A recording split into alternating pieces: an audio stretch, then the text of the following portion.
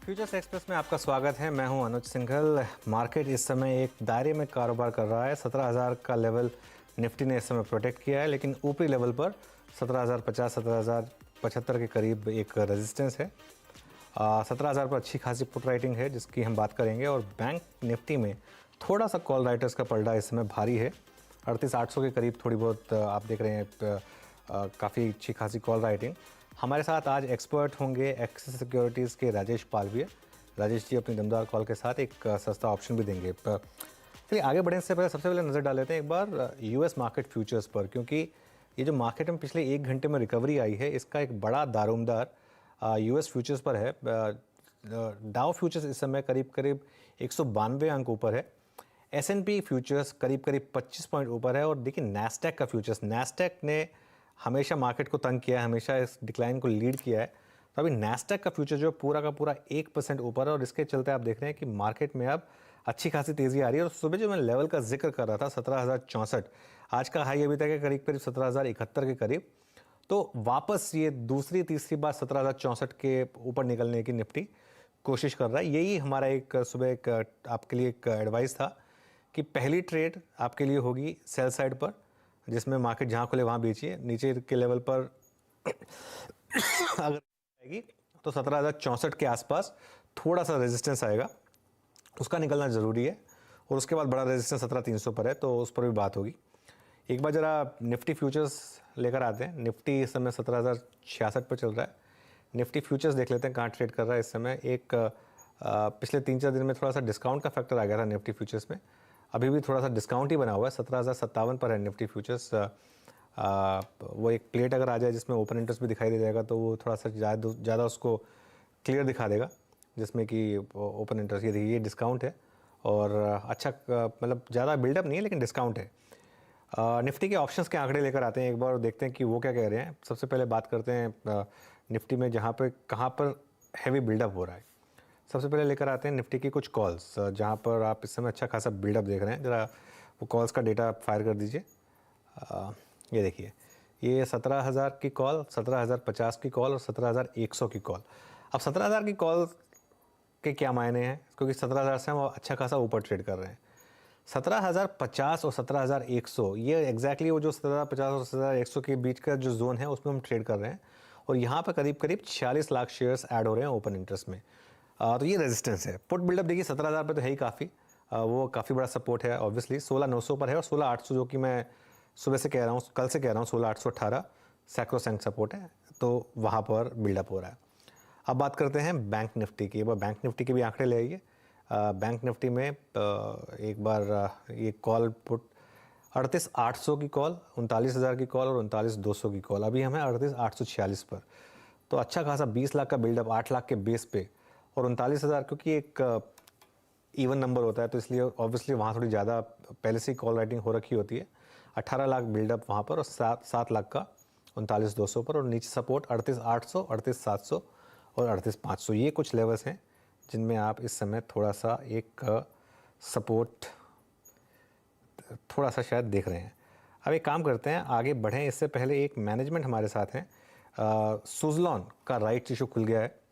Company issue से 1200 करोड़ रुपए जुटाना चाहती है। सुज़लॉन राइट्स इशू की रकम का क्या इस्तेमाल करेगी, आगे कंपनी में कैसे ग्रोथ रह सकती है, इन सब बातचीत करने के लिए हमारे साथ हैं सुज़लॉन एनर्जी के executive vice chairman Girish Tanti और CFO हिमांशु मोदी। सबसे पहले तो गुड आफ्टरनून। और तांती जी थोड़ा एक मेरी तरफ से एक संवेदना स्वीकार कीजिए जो एक बड़ा हादसा सुज़लॉन फैमिली के साथ हुआ उसके लिए। और ईश्वर से प्रार्थना है कि तांती साहब जहाँ हैं वहाँ ही rest in peace and Om Shanti. और उम्मीद करूँगा कि फैमिली को एक हिम्मत मिले इस क्राइसिस से बाहर आने के लिए। शुक्रिया।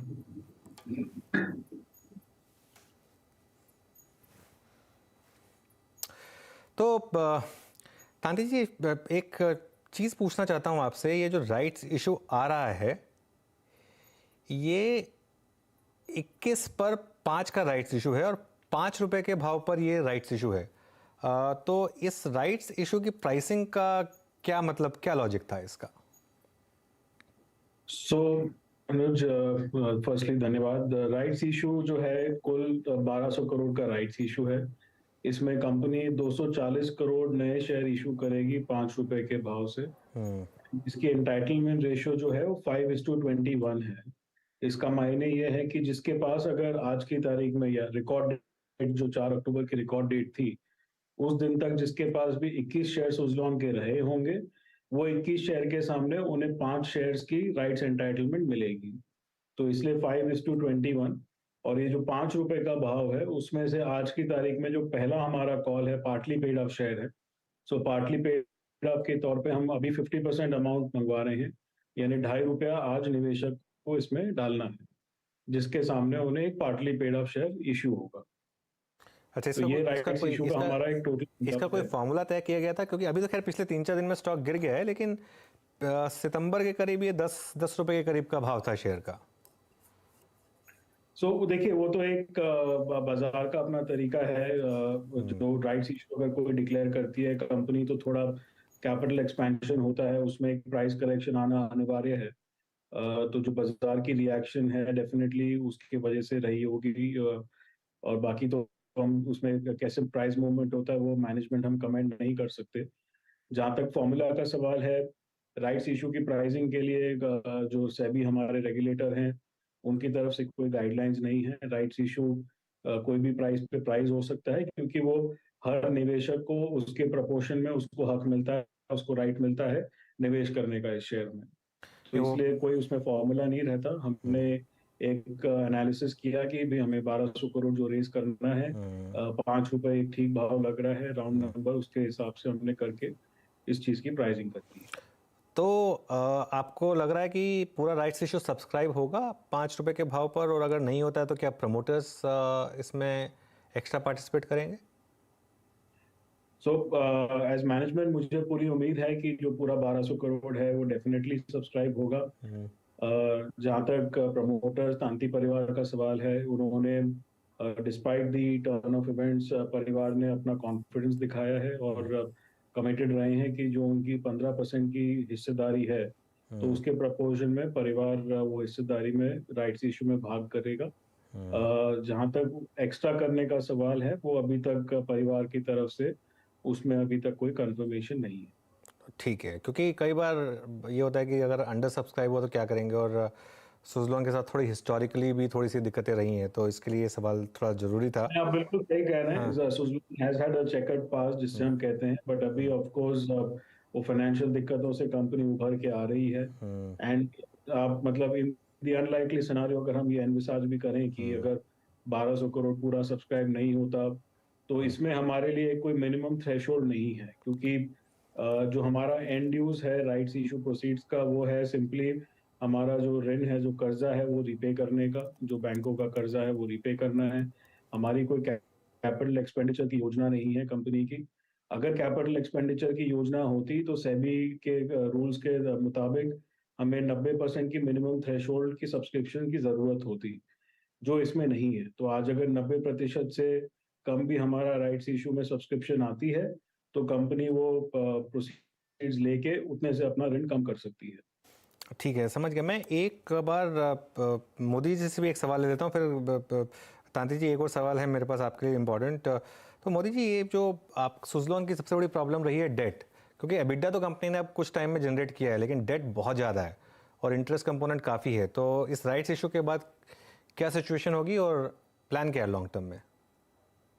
सो डेट काफी हद तक कम हुआ है कंपनी में अनुज। डायरेक्शनली आप सही कह रहे हैं कि FY 21 FY 22 तक डेट काफी ज्यादा था, उसके वजह से ब्याज की जो आउटगो थी वो काफी हद तक ज्यादा थी।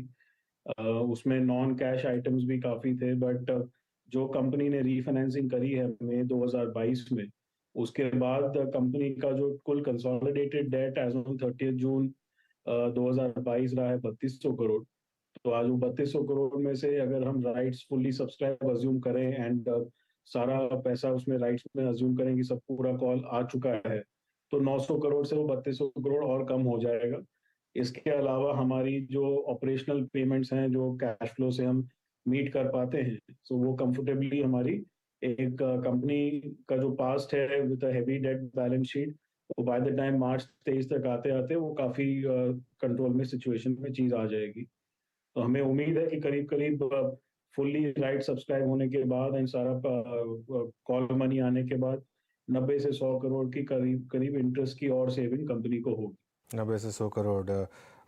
हिमांशु मोदी जी, थोड़ा इस पे अगर आप और रोशनी डाल सकें और आगे कंपनी के फाइनेंशियल्स कैसे दिखेंगे, कुछ एक अगर अंदाज़ा दे सकें तो। तो हालांकि मैं नंबर्स पे तो कमिट नहीं कर पाऊंगा, बट ये डायरेक्शनली अगर हम देखें जो मार्च 23 की हमारी बैलेंस शीट रहनी चाहिए वो करीब करीब डेट टू एबिटा हमारा 2:1 रहना चाहिए। हमारा FY 22 में एबिटा करीब 850 करोड़ का रहा है। तो और बिजनेस की भी हमारी टेलविंड्स काफ़ी अच्छी हैं अभी। हमने अगर आप ऑर्डर बुक की स्थिति भी अगर आप समझें तो जून 2022 में हमारा करीब 690 मेगावाट की ऑर्डर बुक की हमारी कंफर्मेशन थी। उसके बाद पिछले 3 महीनों में यहाँ तक कि कल शाम तक हमने 2 बड़े-बड़े ऑर्डर्स की अनाउंसमेंट करी हैं, जिसके तहत अभी कंपनी की टोटल ऑर्डर बुक की विजिबिलिटी 1 गीगावाट की हो जाती है। सो अगर हम हिस्टोरिकल ट्रेंड्स देखें तो वो 1 गीगावाट हमारे लिए अगले 12 महीने की कैपेसिटी कंपनी की टोटली बुक्ड आउट है। तो ऑपरेटिंग परफॉर्मेंस कंपनी की अच्छी रहने की काफ़ी ज़्यादा उम्मीद है। नए बिजनेसेस की भी इंक्वायरी काफ़ी ज़्यादा आ रही है हमारे पास। एंड कंपनी का जो ऋण है, जो कर्जा है, वो कम होने से, ब्याज की दरें कम होने से कंपनी को और भी इसमें फ़ायदा होगा। चलिए, अच्छा तांती जी एक बात बताइए, अब यहाँ पर तांती फैमिली का कितना कमिटमेंट रहेगा सुजलॉन को लेकर, क्योंकि एक बातचीत चल रही थी कि शायद सुजलॉन ब्लॉक पर है। नहीं, ये सब स्पेक्युलेटिव न्यूज़ है अनुज, इसमें कोई हकीकत नहीं है। I think you know absolutely commendable step from the Tanti family की जो अनफॉर्चुनेट इंसिडेंट हुआ उसके 24 घंटे भी नहीं, उसके मतलब करीब करीब 12-15 घंटे में तांती फैमिली ने कंफर्म किया कि भाई हमें राइट्स इशू, हम कमिटेड हैं। एंड जो हमारे स्वर्गीय चेयरमैन तुलसी भाई का जो विजन था, हम उसको पूरी तरीके से इम्प्लीमेंट करने में एब्सोल्युटली मोटिवेटेड हैं। ऑफ कोर्स उसमें गिरीश भाई कुछ ऐड करेंगे आपके लिए, but from a management perspective I can independently tell you. Girish ji, कुछ ऐड करना चाहेंगे So आप? there, basically अनुज, फैमिली का जो इसमें क्या है कि तुलसी भाई जो तरीके से पूरा ऑपरेशंस चला रहे थे उसमें उन्होंने काफी स्ट्रॉन्ग सक्सेशन प्लानिंग सब किया हुआ है। सो जो भी फैमिली साइड से हमको करना था और जो जिम्मेदारी साहब लेके चल रहे थे वो इमिडिएटली हमने फैमिली मेंबर्स में डिस्ट्रीब्यूट कर ली है और everyone is stepping up to take larger role.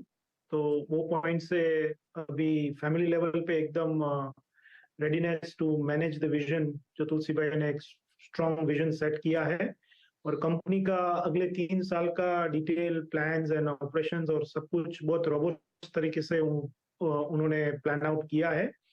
अभी पूरा कमिटमेंट फैमिली तरफ से बहुत क्लियर एंड स्ट्रॉन्ग है कि जो भी श्री तुलसी भाई का विजन था उसको लेके इम्प्लीमेंटेशन एकदम बराबर वो तरीके से ही आगे ले जाएंगे और पूरा मैनेजमेंट का भी सहयोग बहुत स्ट्रांग है।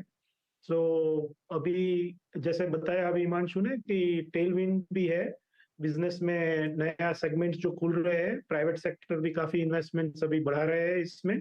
जैसे कल एक ऑर्डर हमने अनाउंस किया आदित्य बिरला ग्रुप से, तो वो तरीके से अभी नया सेगमेंट्स में भी काफी इंटरेस्ट आ रहा है। एंड ये जो अभी हम एक के बाद एक स्टेप्स ले रहे हैं जिससे हमारा अल्टीमेटली एक डेट लाइट कंपनी बनाना है, जो उनका विजन था कि डेट लाइट कंपनी बना के ग्रोथ ट्रेजेक्टरी पे कंपनी को ले जाना है। तो वही तरीके से सब लोग अभी वो विजन को रियलाइज करने के लिए सब एकदम पुल अप होके काम कर रहे हैं। ठीक है सर, ठीक है। Tanti ji, all the best to you. Himanshu, all the best to you as well. और अभी हमारे पास समय थोड़ा कम है तो इसके लिए इस चर्चा को हम अभी यहीं समाप्त करेंगे। हमारे साथ जुड़ने के लिए शुक्रिया। तो ये है सुजलॉन। और देखिए, थोड़ा सा अनफॉर्चुनेट इंसिडेंट हुआ था अभी रिसेंटली, उसके बाद और इस स्टॉक, हालांकि हम थोड़ा कम बात करते हैं इसकी, आज थोड़ा इसलिए फोकस में इसको लेके आए हैं क्योंकि 2-3 रीज़न है। एक तो ये टॉप ट्रेडेड स्टॉक है आज का, और दूसरा थोड़ा सा इसमें एक राइट्स इशू को लेकर, प्राइसिंग को लेकर थोड़ा सा इशू था, तो इसके लिए सोचा इसको एड्रेस किया जाए। चलिए अभी काम करते हैं, एक ब्रेक लेते हैं। मार्केट अब दिन के हाईएस्ट लेवल पर, वो जो डाउ फ्यूचर्स सुबह शो खुलते ही हमने जिसकी बात की थी उसी का सहारा, निफ्टी इस समय 17,100 के बेहद करीब। तो अब ये देखना होगा कि जो 17,000। स्वागत है आपका एक बार फिर से फ्यूचर्स एक्सप्रेस में। और जैसा कि हम बात कर रहे थे, मार्केट इस समय डे हाई पर, निफ्टी 17,100 की ट्रेजेक्ट्री में और बैंक निफ्टी 38,900 पर। अब राजेश पालवी जुड़ रहे हैं हमारे साथ। राजेश, गुड आफ्टरनून, क्या पिक होगी आपकी? राजेश, ऑडियो नहीं सुनाई दे रहा आपका।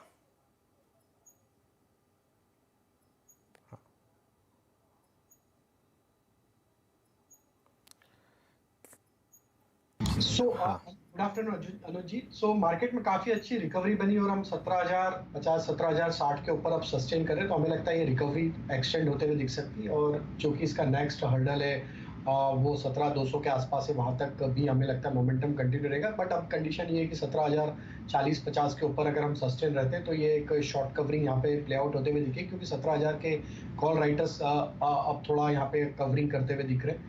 बैंक निफ्टी में हमें लगता है 39,100 एक इंपॉर्टेंट लेवल है, वो लेवल अगर क्रॉस करता है तो वहां पे भी एक short covering during the day play out होते हुए दिख सकती है। स्टॉक स्पेसिफिक बात करें तो हमें लगता है जो स्टॉक्स में मोमेंटम यहाँ पे हमें लग रहा है वो बैंकिंग फाइनेंशियल में एक अच्छा मोमेंटम बनते हुए दिख रहा है, तो उसमें IDFC लिमिटेड पहला स्टॉक होगा जिस पे हमारा फोकस है। और जिस तरीके के ब्रेकआउट IDFC लिमिटेड में देखने को मिले हैं, हमें लगता है ये स्टॉक एक अच्छा मोमेंटम ड्यूरिंग द डे भी कंटिन्यू करेगा। और अगर 1 से 2 दिन भी इसको रखते हैं तो ये अच्छा बड़ा ब्रेकआउट यहाँ पे चार्ट पे बनते हुए दिख रहा है। 82 से 84 तक की अपसाइड हमें IDFC फ्यूचर में आते हुए लग रही। स्टॉप लॉस रखेंगे हम करीब यहाँ पे 73 के आसपास। दूसरा स्टॉक जो अट्रैक्टिव लग रहा है वो ऑटोमोबाइल स्पेस से, और उसमें बजाज ऑटो। स्टॉक में देखें तो जो करेक्शन था उसके बाद स्टॉक में आज एक अच्छा मूव बनते हुए दिखा है। स्टॉक में एक रेंज का ब्रेकआउट भी होते हुए दिख रहा है। करेक्शन के बाद स्टॉक में 5 से 7 दिन एक कंसोलिडेशन होते हुए दिखा और उसका आज रेंज ब्रेकआउट होते हुए दिख रहा है। फॉलिंग ट्रेंड लाइन का ब्रेकआउट भी डेली चार्ट पे बनते हुए दिखा है। स्टॉक 20 डे मूविंग एवरेज को भी रिगेन करते हुए दिख रहा है। तो जिस तरीके की स्ट्रेंथ अभी ऑटोमोबाइल स्पेस में वापस बनते हुए दिख रही है और बाइंग इंटरेस्ट बना है, 3720 तक की अपसाइड के टारगेट हम प्रोजेक्ट कर रहे हैं। स्टॉप लॉस रखेंगे करीब 3600 का। तीसरा स्टॉक होगा श्रीराम ट्रांसपोर्ट फाइनेंस। ये स्टॉक में एक करेक्शन के बाद लोअर साइड पे एक अच्छा बेस बिल्डिंग होते हुए दिखा है। फॉलिंग ट्रेंड लाइन का ब्रेकआउट यहाँ पे होते हुए दिख रहा है। जिस तरीके से ओपन इंटरेस्ट में आज डेटा बनते हुए दिख रहे हैं, हमें लग रहा है ये स्टॉक एक अच्छा मोमेंटम ड्यूरिंग द डे दिखा सकता है। 1240 तक के अपसाइड के टारगेट एक्सपेक्ट कर रहे हैं श्रीराम ट्रांसपोर्ट फाइनेंस में। स्टॉप लॉस रखेंगे करीब 1180 के आसपास। चलिए राजेश, यहीं पे समाप्त करना होगा आज, थोड़ा समय कम है हमारे पास। धन्यवाद आपका समय निकालने के लिए। और फ्यूचर्स एक्सप्रेस में इतना ही। मार्केट डे हाई पर 17,100, बैंक निफ्टी हालांकि आज थोड़ा अंडर परफॉर्म कर रहा है 38,855 पर। ब्रेक लेंगे, ब्रेक के बाद बाजार को ट्रैक करते रहेंगे। आप देखते रहिए CNBC आवाज़।